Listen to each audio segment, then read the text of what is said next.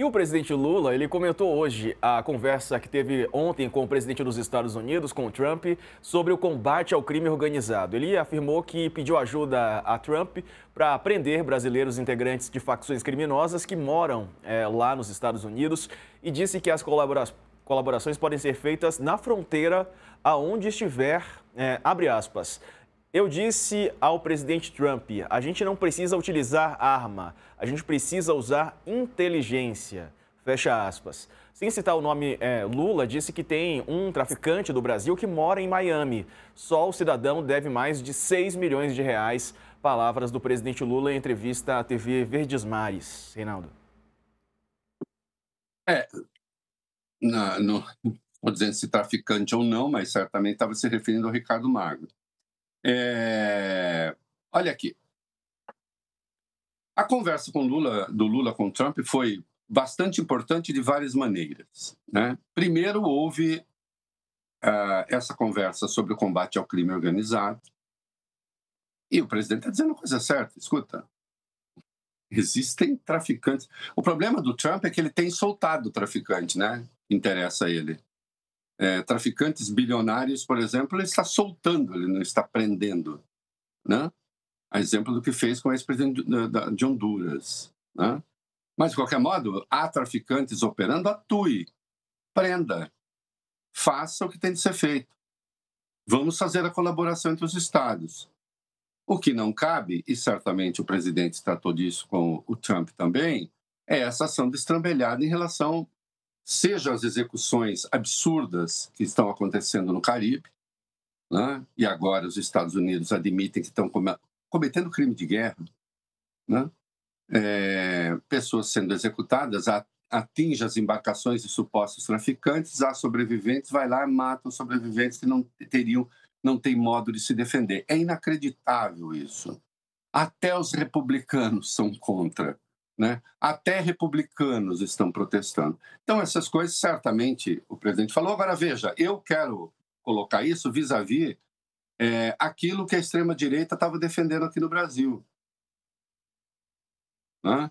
Então, enquanto o presidente da República pede uma ação conjunta com o presidente dos Estados Unidos, vamos ver o que as nossas polícias podem fazer, as nossas forças de segurança podem fazer no combate ao narcotráfico, né?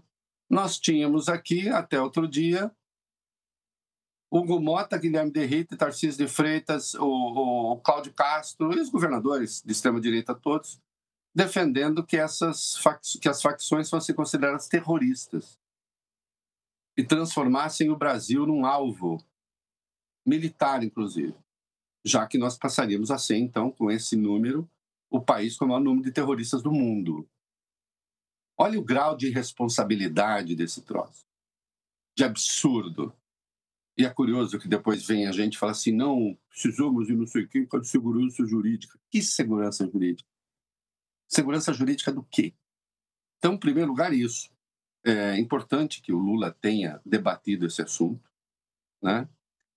E, na verdade, foi o presidente brasileiro que ligou, cumprindo a promessa que fez de que ligaria quando necessário, para o Trump para cuidar das questões econômicas que dizem respeito ao Brasil, né? E já avançamos muito, muito. Hoje, as sobretarifas americanas atingem apenas 22% do valor das exportações para os Estados Unidos. No dia eu vi uma conta, 41% de itens. Os itens são muitos. Do ponto de vista do valor, 22%. Né? O Brasil já estava exportando mais do que exportava para o mundo antes dessa última leva de retirada de sobretarifas. Porque tarifa sempre há, né? Ou quase sempre, alguns são isentos. Mas o Brasil já estava exportando mais, porque ganhou mercados nesse período. Né? Então, ao fim e ao cabo, se as tarifas voltarem a ser o que eram, o Trump terá feito um bem extraordinário ao Brasil, não que fosse essa a intenção. Aliás, já fez. Já fez. No mercado de carne, já fez. O Brasil já abriu outros mercados. Né? O Brasil não cometeu, a diplomacia brasileira não cometeu erro nenhum nessa história. Zero. E o Lula, idem. Nada. Não houve erro. Só houve acerto. Desde quando o Trump colocou as tarifas recíprocas, aquelas de 10%, depois vieram as de 40%, inicialmente atribuídas a Bolsonaro, mas na própria carta de 9 de julho deixa claro que é mais ou menos a Bolsonaro, bastava negociar que tudo certo. Né? O Brasil não cometeu erro. É a diplomacia brasileira que está negociando isso, que está acertando, e eu acho curioso que também aí começou aquela história, nessa última leva de retirada de tarifas. Isso não tem nada a ver com o Brasil. O Trump está fazendo isso porque ele está tendo inflação nos Estados Unidos, e aí ele está cuidando da inflação dele lá de alimentos, que tem a ver também com as tarifas aplicadas sobre o Brasil, café, carne, etc. Então, suco, e aí ele está cuidando lá da inflação. É um raciocínio asnal, né? Próprio dos asnos, porque é evidente que ele tem esse problema lá. Não é? Por que é que não se pode tomar uma decisão motivada por vários fatores que, como diria Trotsky, sendo distintos, também são combinados? São fatores diferentes. É claro que ele pensa no interesse lá dos Estados Unidos. Aliás, seria muito conveniente que cada país pensasse no próprio interesse e fosse negociar pensando no próprio interesse. O problema de certa elite brasileira é que ela vai negociar pensando no interesse do outro. Já começa de joelhos. Meu filho ajoelhou, o passo seguinte é rezar. Né?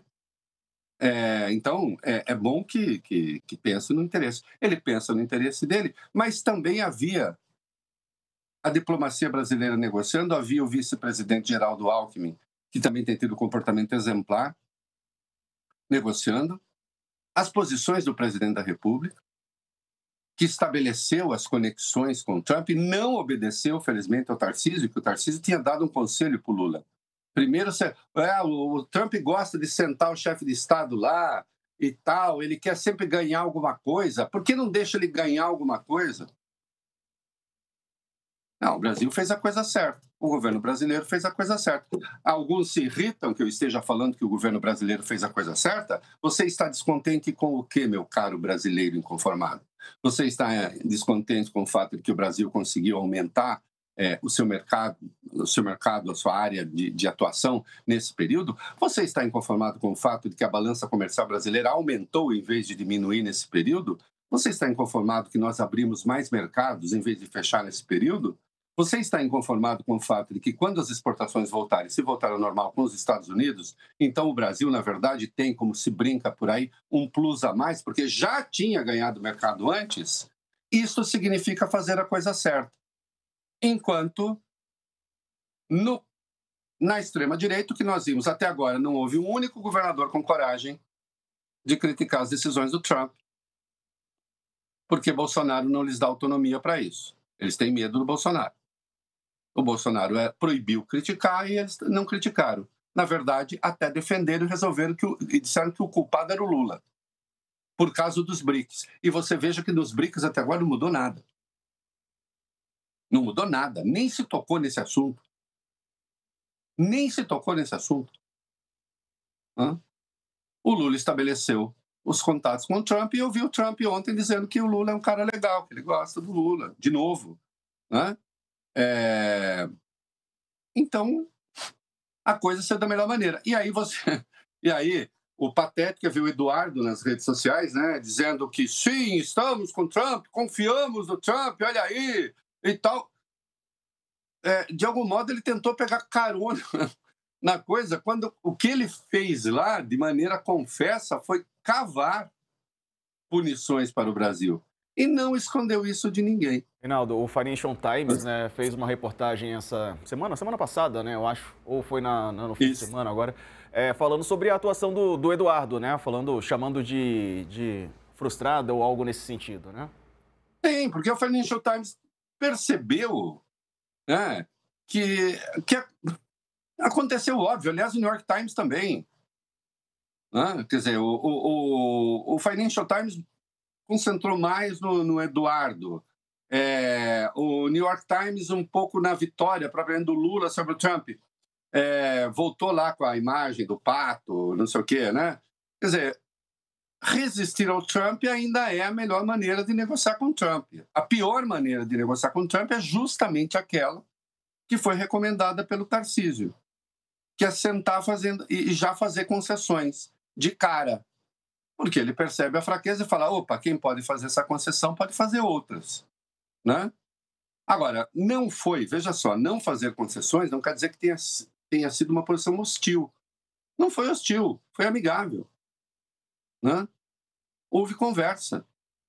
E, claro, ainda há muita coisa a ser discutida, porque na área mais política, que envolve judiciário, as punições aos ministros continuam. Nós temos ainda 8 ministros com os vistos suspensos, nós temos a lei Magnitsky contra o Alexandre de Moraes.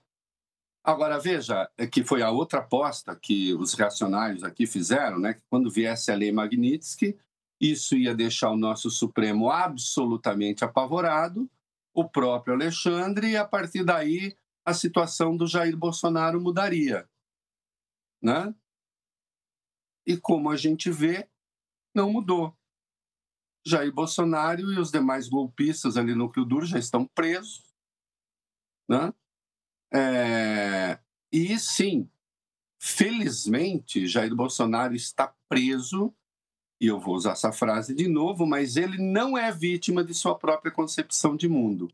Porque na concepção de mundo de Bolsonaro, o fã do brilhante Ustra, presos são torturados, presos são seviciados, presos são maltratados. Não, Jair Bolsonaro é protegido pela nossa concepção de mundo, a dos democratas. E, portanto, ele está preso, ele tem todas as condições para ter uma vida boa dentro daquilo que a sua saúde permite, que a restrição à liberdade permite, mas com dignidade e com assistência médica, né, permanente.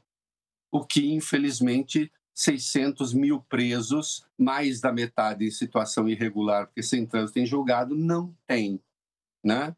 Então, nós, os democratas, estamos dando direitos humanos a ele, embora ele não seja um humano direito.